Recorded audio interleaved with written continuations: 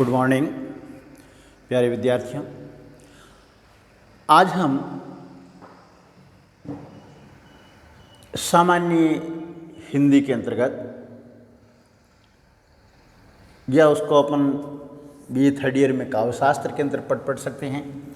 काव्यशास्त्र के अंतर्गत काव्य दोष, हमने इससे पहले काव्य गुणों को लिया था और विभिन्न आचार्यों के द्वारा जो परिभाषा दी गई थी उस परिभाषा को आधार बना करके हमने उस काव्य गुणों को व्याख्या करके समझने की कोशिश की। आज हम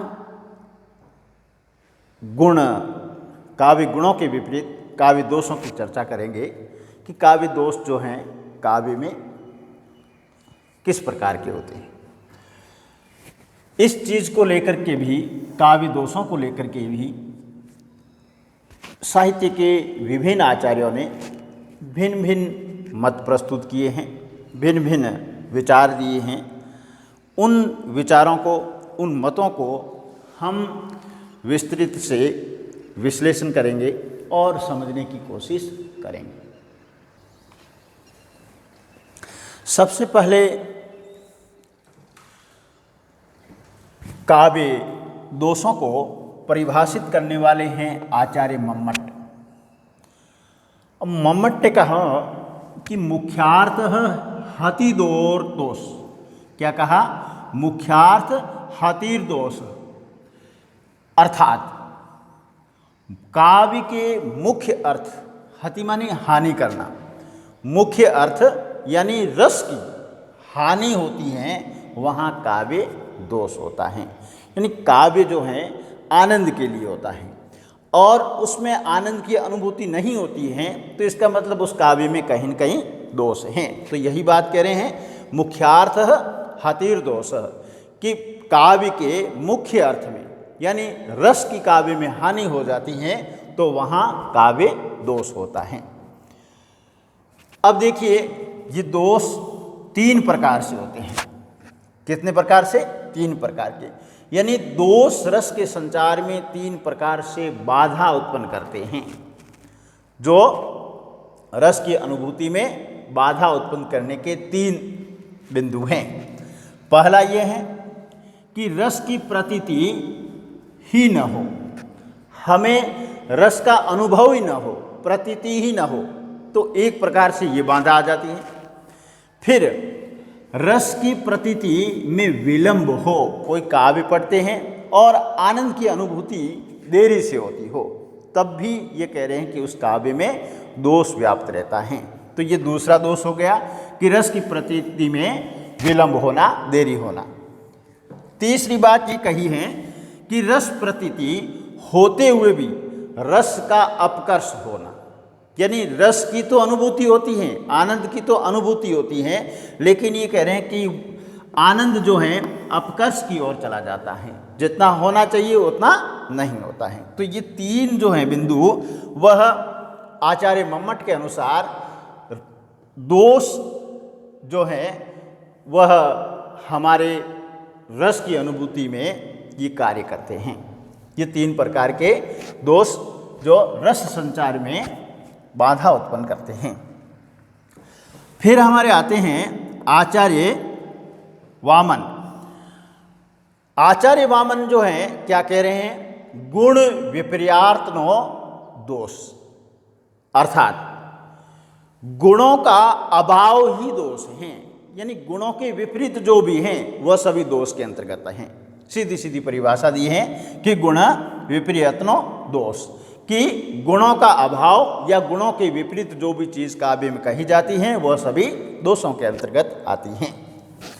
फिर हमारे आचार्य आते हैं विश्वनाथ। विश्वनाथ ने कहा है रस अपकर्ष काहा दोष, अर्थात रस का अपकर्ष करने वाले कारक दोष हैं, कि रस की अनुभूति में जो बाधा उत्पन्न करने वाले कारक हैं वह सभी किस में आएंगे? दोष के अंतर्गत आएंगे। फिर आचार्य दंडी। दंडी ने कहा मुख्यार्थ विघातक दोष, अर्थात मुख्यार्थ विघातक सामग्री का नाम दोष हैं। जिस तरह ये कह रहे हैं कि कुष्ठ रोग का एक धब्बा कमनीय शरीर को कुरूप बना देता है, उसी भांति दोष काव्य को असुंदर बना देता है। तो इस प्रकार से इन्होंने इस काव्य को थोड़ा परिभाषित करने की कोशिश की है। इसी परिभाषा को आगे बढ़ाते हुए आचार्य आनंदवर्धन ने कहा है कि दोष के स्थान पर अनौचित्य शब्द अच्छा है। क्या कहा कि दोष शब्द जो है ये अच्छा नहीं, और उसकी जगह इन्होंने अनौचित्य शब्द का प्रयोग किया है। फिर भर्त मुनि जी आए।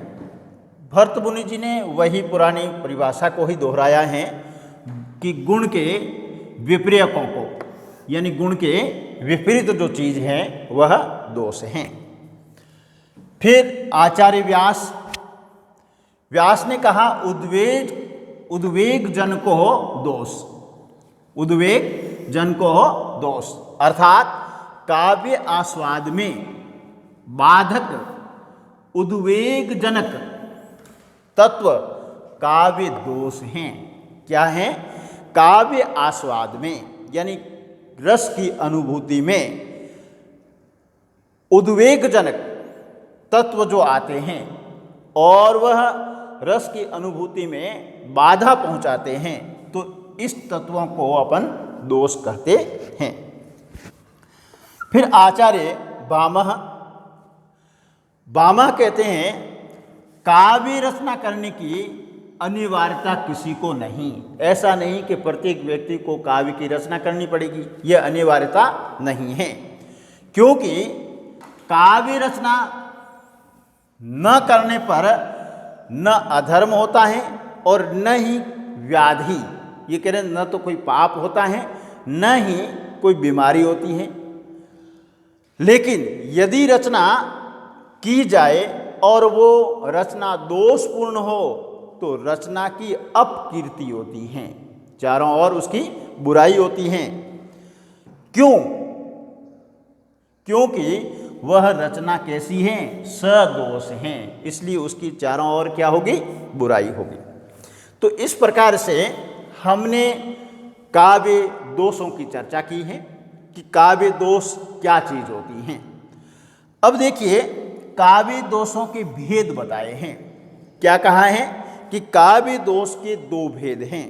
एक भेद है नित्य दोष और दूसरा है अनित्य दोष।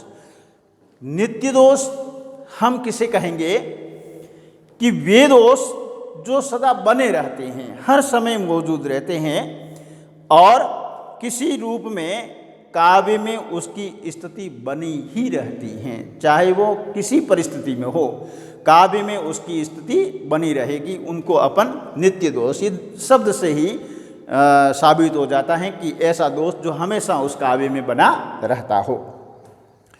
दूसरा है इसका अनित्य दोष। वे दोष जो एक परिस्थिति में तो दोष है, परंतु दूसरी परिस्थिति में उनका परिहार हो जाता है, दोष दूर हो जाता है, यानी दोष नहीं माने जाते हैं। तो ऐसे दोष है अनित्य दोष हैं जो एक परिस्थिति में तो दोष माना जाता है, दूसरी परिस्थिति में उसको नहीं माना जाता है। जैसे श्रुति कटुत्व दोष का उदाहरण हम ले सकते हैं। यह श्रृंगार वर्णन में दोष हैं। श्रुति कटुत्व दोष का अपन कोई उदाहरण लेते हैं और उसके लिए कह रहे हैं कि वो श्रृंगार रस में तो दोष होता है, लेकिन सुनने में जो कठोर वचन लगते हैं वैसे दोष जो हैं वीर रस में, भयानक रस में, विभत्स रस में वह गुण माने जाते हैं। तो ये कह रहे हैं कि अनित्य दोष जो हैं वो परिस्थिति के अनुसार होते हैं। अब देखिए, हम यहाँ पर चर्चा करेंगे कि किस आचार्य ने कितने दोष माने हैं।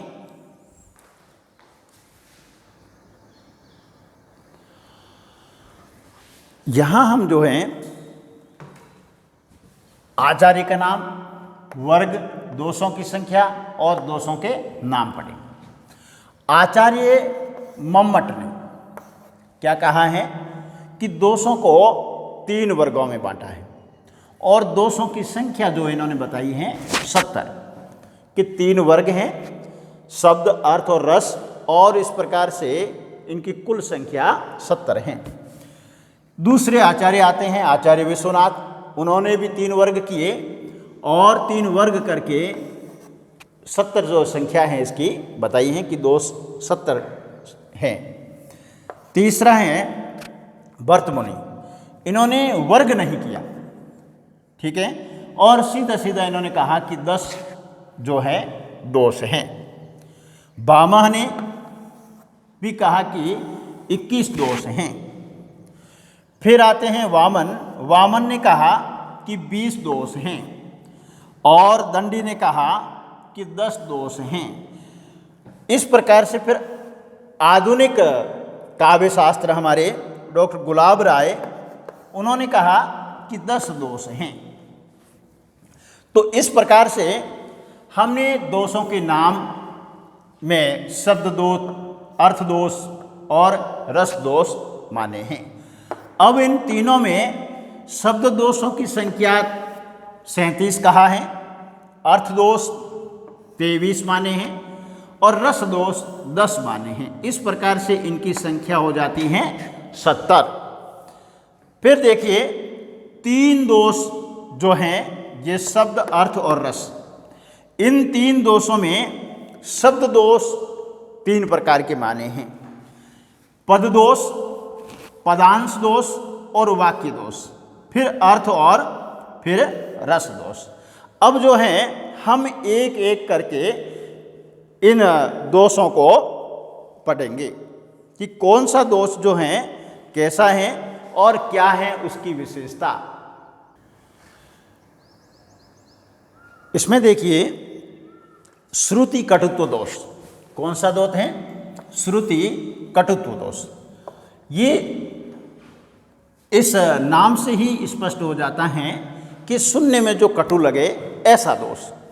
क्या होता है श्रुति कटुत्व दोष?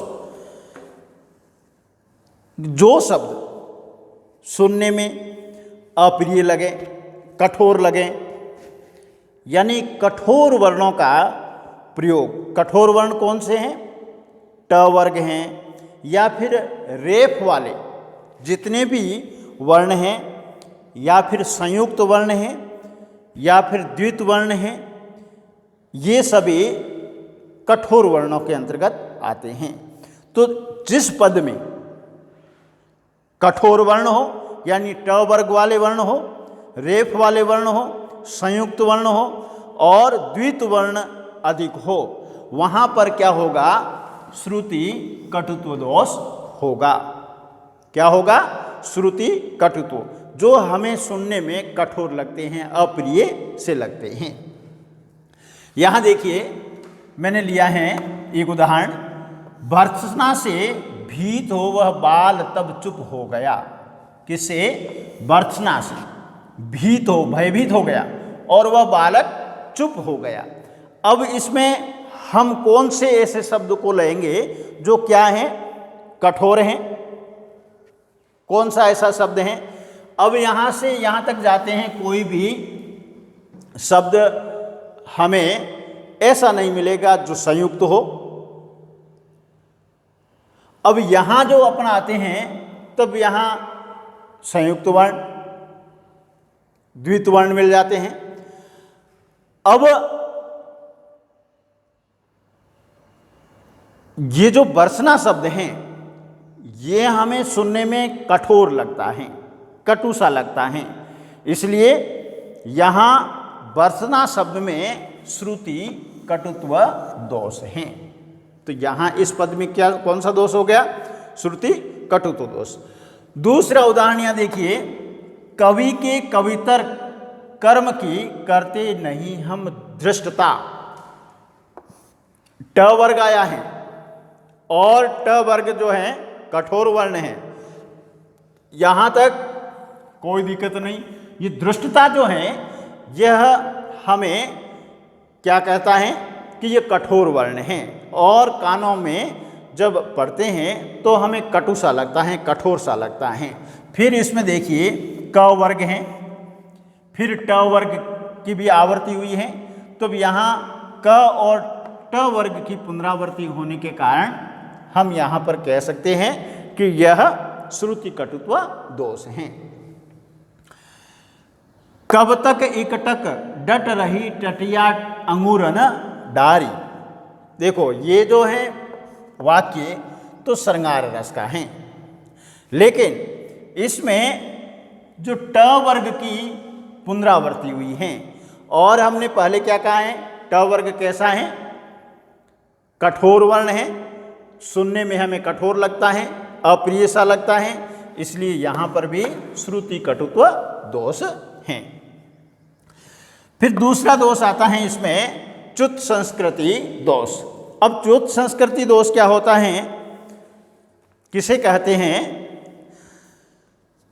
जहां किसी शब्द का प्रयोग व्याकरण के प्रतिकूल होता है, अनुकूल नहीं प्रतिकूल, यानी व्याकरण के विपरीत होता है।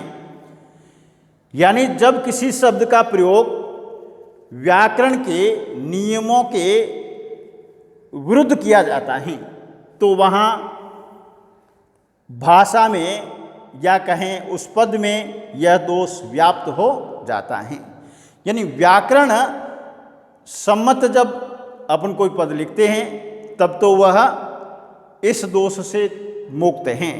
यदि उस व्याकरण के नियमों को छोड़ करके हम कोई पद लिखते हैं, काव्य की रचना होती है, तब यहाँ च्युत संस्कृति दोष होता है। मैंने यहाँ उदाहरण भी दिए हैं कि इस निराशता को छोड़ो आशा से लो काम। दूसरा मैंने उदाहरण लिया है, फूलों की लावण्यता देती परमानंद और क्षण भर रहा उजाला में। यहाँ अपन देखते हैं तो व्याकरण सम्मत ये पद नहीं है। तो जैसे इस निराशता, ये निराशता जो है ये गलत है। अब इसकी जगह अपन क्या कहते हैं, इस निराशा को छोड़ो आशा से लो काम। तो यहाँ निराशता है वह व्याकरण सम्मत नहीं है। फिर फूलों की लावण्यता देती परमानंद, फूलों की लावण्यता, फूलों का लावण्य देता परमानंद, तब ये शब्द वाक्य जो हमारा शुद्ध हो जाता। क्षण भर रहा उजाला में, यहाँ पर जो है क्षण भर रहा उजाले में, तब हमारा वाक्य शुद्ध हो जाता है। तब इस प्रकार से जो वाक्य व्याकरण सम्मत नहीं है वह च्युत संस्कृति दोष के अंतर्गत आते हैं। तीसरा जो हमारा दोष है वह है अश्लीलता, जिसमें अश्लील शब्दों का प्रयोग किया जाता है। ऐसे पद जिसमें अश्लील शब्दों का प्रयोग कर लिया जाए, या फिर हम ये कहें कि ऐसे पद जिसमें कवि जो हैं घृणास्पद, लज्जाजनक या अमंगल सूचक शब्दों का प्रयोग करता है, तब वहाँ पर यह दोष होता है। कोई शब्द सुन करके हमें घृणा आ जाए और हमें लज्जा महसूस हो, कहीं कभी हमें उस शब्द को सुनकर अमंगल सा लगता हो, तब ये कहते हैं कि इस प्रकार का दोष उस काव्य में व्याप्त हो जाता है। जैसे यहाँ जो है उदाहरण मैंने लिया है कि मीची आंख पिए की निरखी वायु दीन तत्काल।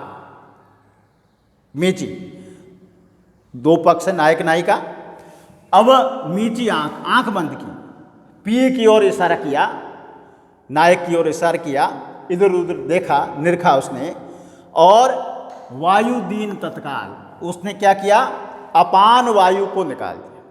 तो इस प्रकार से ये वायु जो है ये किसके लिए आया है, अपान वायु या पाद के लिए। तो ये जो शब्द हैं वो लज्जाजनक हैं, घृणाजनक हैं। फिर दूसरा उदाहरण जो यहाँ दिया है, थूक कर मत चाटो, अपनी बात पर कायम रहो। क्या कहा? थूक कर मत चाटो। अब थूक कर चाटना जो है ये लज्जाजनक हैं, घृणाजनक शब्द हैं। थूक कर चाटना, तो यहाँ पर अश्लीलत्व आ गया है। फिर रावण के दरबार में लिए अगंध का पाप, यहाँ पर रावण का दरबार है,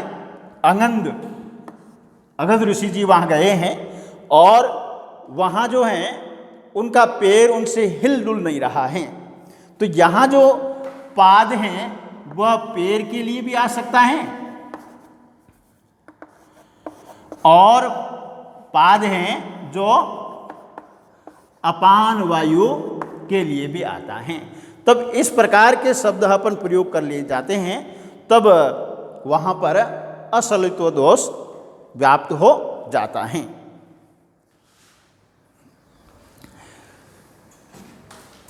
प्यारे विद्यार्थियों, आज अपन काव्य दोष के अंतर्गत बस इतना ही पढ़ेंगे।